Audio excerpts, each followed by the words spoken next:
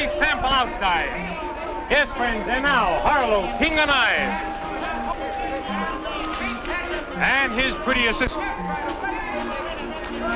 Yes, friends, it takes nerves of steel to handle cold steel. And now the little lady will take her place. Are you ready, miss? You are about to witness an amazing demonstration of skill and thrill. As the little lady stands there, alone and unprotected, Harlow will encircle her entire body in a ring of cold steel. That's right, friends, cold, razor-sharp steel. Take a look at those deadly weapons, friends. Are you ready, Harlow?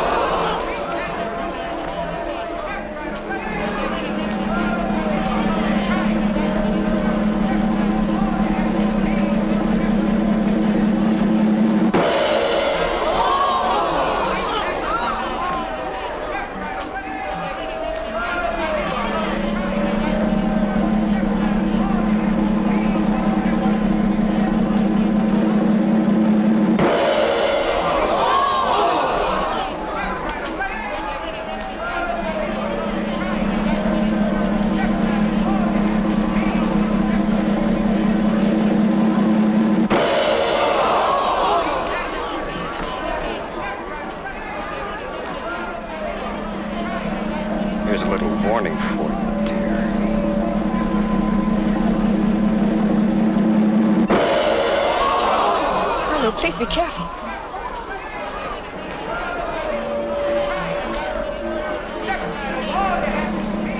And here's a little warning for your boyfriend, too.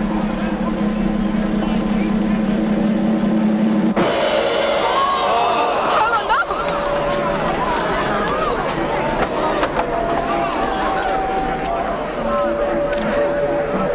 Okay, folks, that concludes the free performance for tonight. Now come and get your tickets for the big show inside.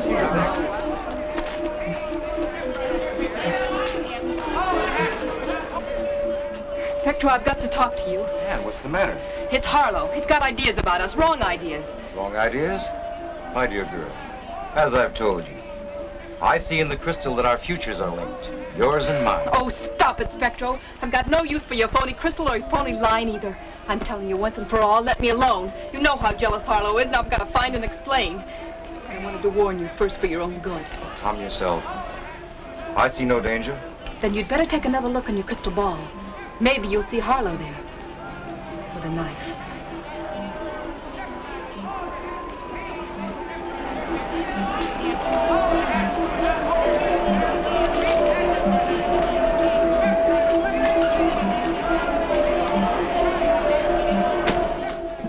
Harlow?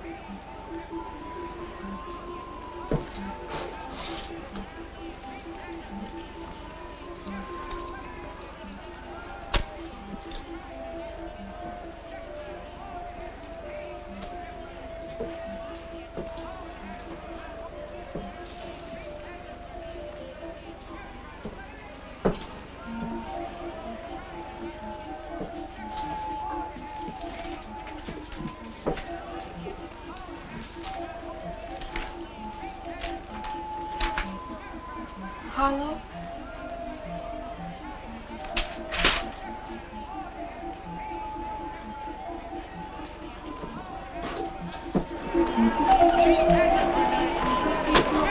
Ah, here you are. I've been looking for you. That's a pretty close shave you had tonight. What's Harlow got to say about it? I don't know. He's not in our trailer. I'm trying to find him. Say, come to think of it, I think I saw him on the back lot a moment ago. He looked like he was heading for Spectro's tent. Come on.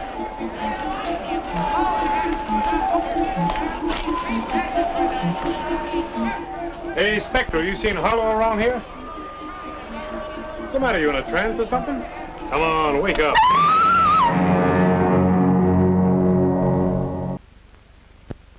It was a beautiful day. The sun was shining, the birds were singing, Somehow, I just couldn't get interested in the affairs of the Consolidated Plumbing Corporation. What's the matter, boss? Spring fever? Hardly, Miss Brent, not in the middle of summer. Why don't you take the rest of the afternoon off and go home and take a nap? Sorry, I never sleep in the daytime. You could go to the beach. And get sand in my nice new shoes. I know. There's a carnival in town I've been dying to see. You could win me a teddy bear. Sorry, the carnival's closed. Oh, I'm sorry, I didn't mean to interrupt. But the carney's closed. Haven't you heard about what happened? I'm afraid I didn't, Miss... May Harlow. Mrs. May Harlow. I'm with it. The carney, I mean. And it's my husband they're holding for the murder. But he didn't do it. I know he didn't do Please, it. Mrs. Harlow, are you sure you've come to the right place? Aren't you Mr. Maris, the lawyer I read about in the paper? That's right. Don't tell me you've been running an ad. It was a big story about a kid in the service arrested for murder. And you got him off. But I'm a corporation attorney, Miss Harlow. This happened to be a special case. The boy was innocent. So's my husband. Or maybe you think because we're carny people we're no good, is that it? Of course not. This isn't a question of my beliefs. I suggest you get a good criminal attorney. I haven't got time to shop around, Mr. Maris. My husband is being indicted for murder. But certainly you have some friends who could... Friends? In this burg? The only time we see townies like you is when you come out to the lot and stare at us. I understand, Mrs. Harlow. Do you? Do you really understand what it's like to have troubles and there's no place to go? Answer me that, Mr. Maris. Where do I go? Why don't you stay right here? Sit down, Mrs. Harlow. I'd like to hear your story. Thank you, Mr. Maris.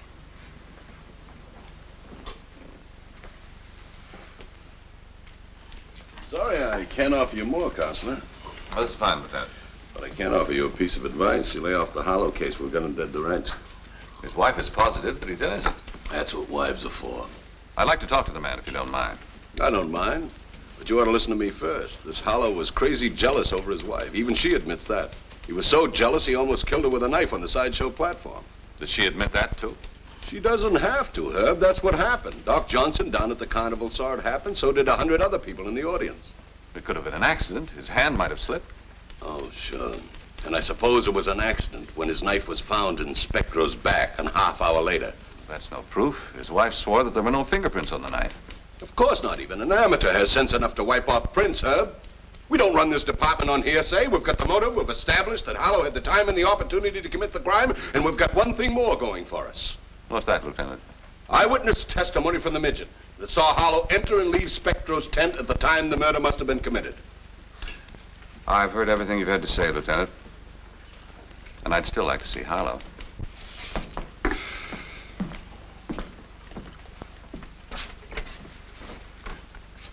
Send that knife thrower in, will you?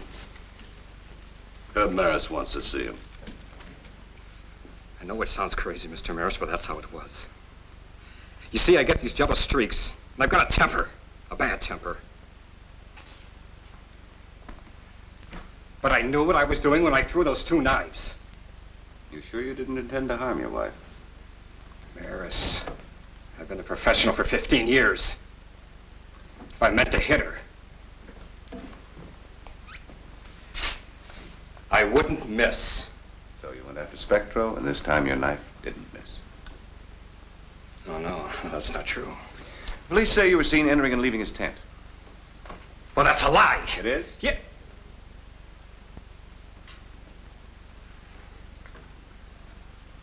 All right. I went to his tent. But I didn't kill him. I went after him looking for my knife. I don't understand. Right after May knighted our act on the platform, she ran off. I started after her, and then I remembered the knives. You see, Maris, in my profession, you don't leave such things laying around. They can be dangerous weapons. So it seems. Yeah.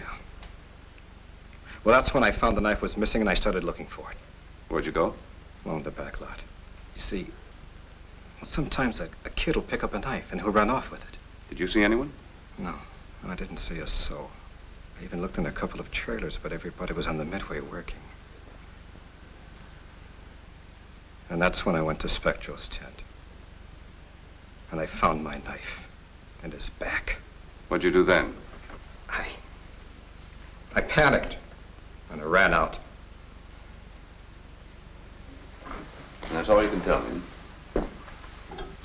No. No, I can tell you one thing more. Everybody with the Carney hated him.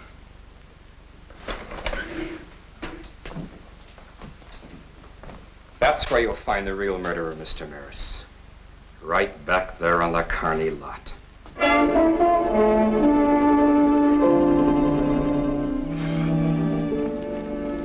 Sorry to keep you gents waiting. I've been all over this place looking for that midget. When there's a crowd out there, every time I turn around, I'm tripping over him. But with the place closed down, you can't keep track of anybody around here. Sure hope we get this thing cleared up in a hurry. We're losing a lot of business. Is that all it means to you, that you're losing business? Sorry, May, but I've got to think like that. There are 50 people on this show, and they've got to eat. Tell me, Doc, did you find the midget? Yeah, he and Madame Dolores are on their way over. Oh, excuse me, miss. Just who do you think you're calling Miss? I am Madame Dolores. I'm sorry, I didn't know, madam. What's the matter? Haven't you ever seen a strong woman before? No, I guess I never have. If you want to make something of it, I bet I could pin your shoulders to the floor in 30 seconds flat. Yes, I'll bet you could. Knock it off, Dolores. I'm sure the lieutenant meant no harm. Madam, we only wanted to ask you a few questions, that's all. I suppose you want to know about my poor innocent brother. Spectro was the greatest crystal gazer in the business. I remember the time he took a sucker for $1,000 cash in St. Louis. To think of all that talent gone. Ah, but Madam, Spectro's great talent will not be forgotten. His glorious name will live on. Live on? What do you mean? I am speaking of Spectro II. Madam, I have found the buyer. I hadn't thought of selling. But this guy will pay cash for the whole concession. 10 all. Oh, please, let's not talk about it now. About your brother, madam. Did he have any enemies? Spectro didn't have an enemy in the world, except for Harlow. But I never thought he'd kill him. He didn't, and you know it.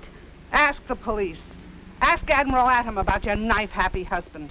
Somebody mention my name? You must be the lawyer everybody's so excited about.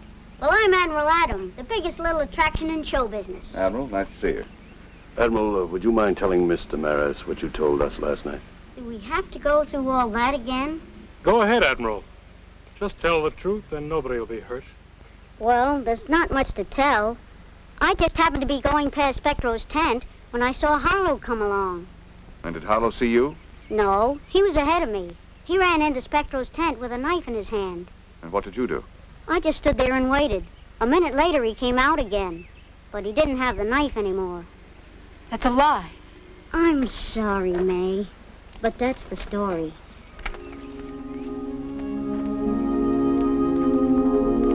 That's the way it is, Counselor. You can't win them all.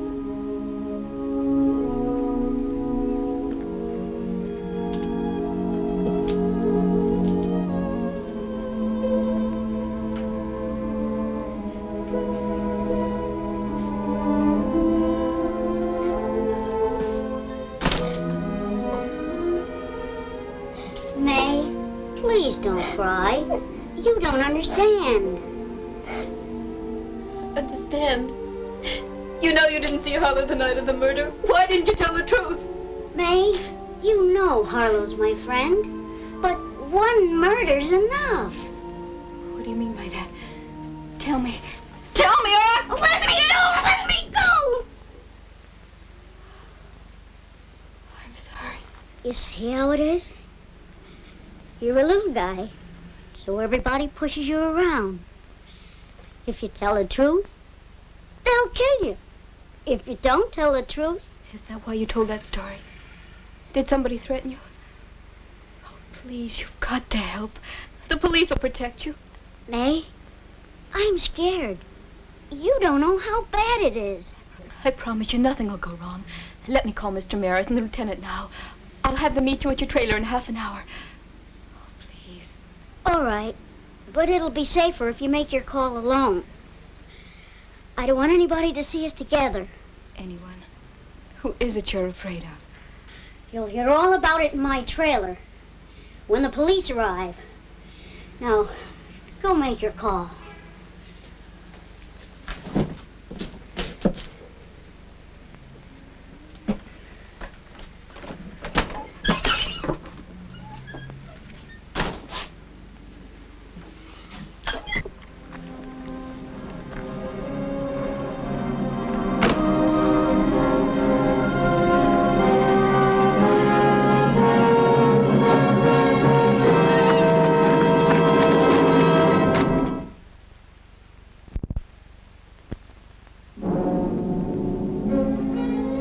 I was a little late in responding to May Harlow's call. Lieutenant Weston arrived at the carnival lot before I did, but not in time to prevent what happened to Admiral Adam.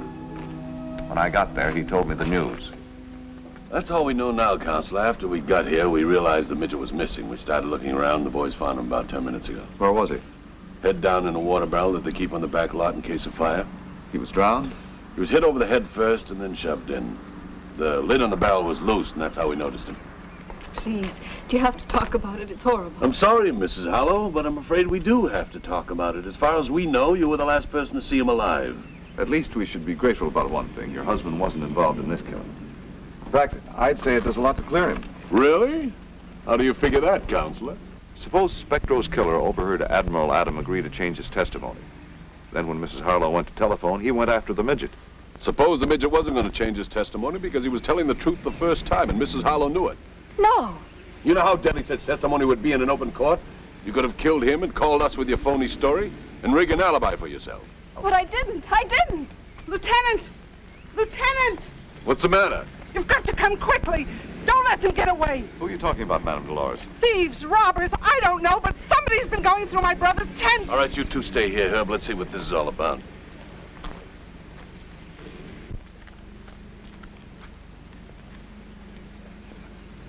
Looks like a cyclone struck this place. Cyclones don't rip seams out of upholstery. Somebody was looking for something. And they didn't find it. Why do you say that? Because everything's ripped up. If you were looking for something and you found it, you'd stop ripping things up. But whoever went through here didn't stop, so evidently they didn't find what they were after. I wonder what they were after. It's a pity Spectro isn't here. He could help us. He always used to find his answers right here. You know, there were times I could use one of those down at headquarters. Wait a minute. Let me have a look at this thing. What do you see in the crystal ball, Lieutenant? Nothing. Just had a crazy hunch, that's all. Maybe it wasn't so crazy. Isn't that a piece of paper in there? You're right. See if we can get this thing apart. That was easy.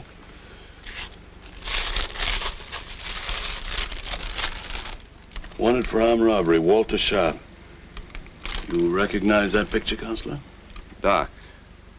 Dated 4 years ago. If Doc joined the carnival right away, Spectro could have been blackmailing him all these years. You figure he killed Spectro to get rid of him, is that right? And used Harlow's jealousy to frame him for the crime. What about the midget? Well, suppose Admiral Adam saw Doc leaving Spectro's tent.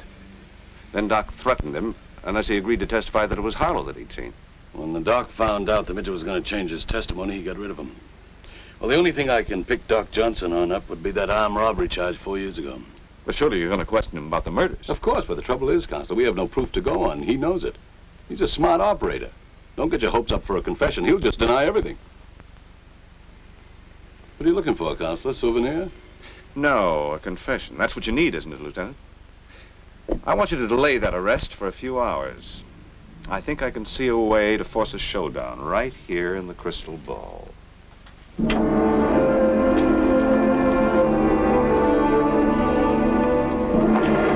man, you're taking it much too big. I don't know, Doc. This thing is just getting to be too much for me. Oh, come on, May. Relax. Relax. Would you relax if you were under suspicion of murder? Sure I would, because I know the law. These jokers don't have a thing on you. They're just trying to run a bluff. Maybe you're right. Of course I'm right. Never been wrong yet. Now run along. Take it easy. I'll try. Thank you. Doc! Doc! I just stopped by to tell you the good news. I've sold the crystal ball setup. You sold it? Oh, yeah, this offer was much too good to refuse. Think of it, Doc. Madame Estera gave me $1,200 cash for the whole works. Madame Estera? I never heard of her. What's her grift? Oh, she's a real mentalist, Doc. Must be some kind of a gypsy. All she had to do was take one look at me, and she told me all about myself. You mean she's here on the lot now? Why, of course. She's cleaned up the mess in the tent, and she's taking right over. Oh, she is she? We'll see about that. I'm still running this show. And if anybody wants a spot on my lot, they'll speak to me about it.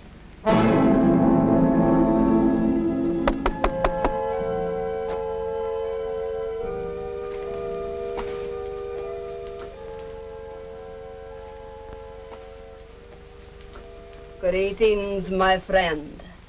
You come to seek the truth. I come to find out what's going on around here. My name's Doc Johnson, and I... You are the talker with the show. You have great trouble because you wish to buy this concession. I see it all in the crystal ball. Don't give me that sucker talk. Madame Dolores told you. Come on now. What's your angle? I can only tell you what I see in the crystal ball. That phony mad ball? He cost $6 wholesale in the supply house. Now quit your stalling. Either you're level with me, or you pitch your tent outside. Sit down, Mr. Johnson. Sit down. Perhaps I can convince you that a true mystic can find truth even in a cheap crystal ball. Yeah? Well, it better be good. Ah, Sarara. Ah, Sarara. What I see in the crystal is not good, Mr. Johnson. It is not good at all. I see only violence and sudden death. What kind of a gag is that? I see this tent. A man is seated at a table with a turban on his head. He is alone. No, wait. He is not alone.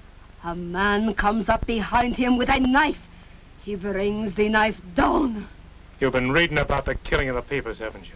I see a small man. It is a midget. He is walking behind the tent. A man picks him up and puts him in a barrel. The same man. The same man? I see the same man. I see the same man a third time. This time it is a picture. A photograph on a poster. I see the man's name. The man's name is Walter Sharp. All right. So you found the poster. For 4 years, Spectro had that reading on me, and for 4 years he was bleeding me dry. But you're not going to get a chance to pull the same trick. Get up. I'm going to take care of you just like I took care of Spectro and the midget. But first I want that poster. Now, where is it? Here it is.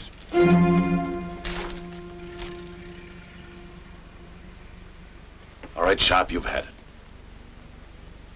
Let's go. You all right? You can't see it, but my knees are knocking under this costume. You did a great job, Miss Brand. Well, thanks, boss, but let's not try it again, shall we? Well, whatever you say. But remember, you're the one who wanted to come to the carnival.